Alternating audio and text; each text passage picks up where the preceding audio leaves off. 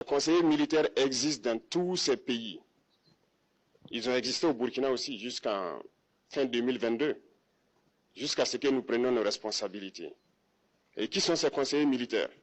C'est ceux-là qui sont censés mettre en pratique la politique de la France ici.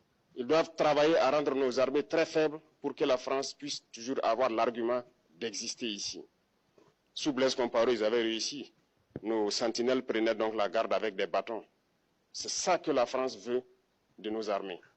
Lorsque nous arrivons à cette étape, nous n'avons pas le choix que de vouloir qu'ils viennent s'installer.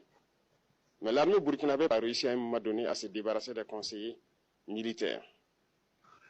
Malheureusement, je pense qu'en 2019, après l'opération Otapouanou, où ces Français ont vu que l'armée burkinabé avait encore une capacité de réagir au terrorisme, ils ont appelé le chef d'état-major en France, ils l'ont instruit de reprendre les conseillers militaires dans toute la structure.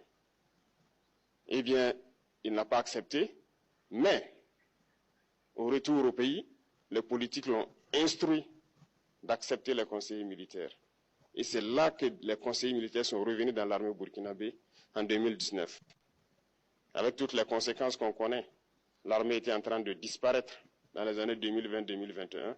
Et d'ailleurs, c'est le moment où beaucoup de militaires ont dû déserter, parce qu'il n'y avait plus d'espoir. On était en train de s'effondrer.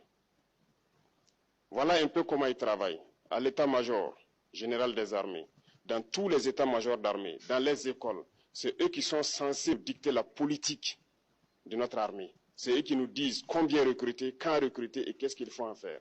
Ils sont dans les écoles pour nous dire comment il faut les former et ainsi de suite. Tant que ces conseillers militaires sont là, vous n'êtes pas indépendant. Votre armée aura juste l'apparence d'une armée qui sera là en train de faire des parades, du cirque,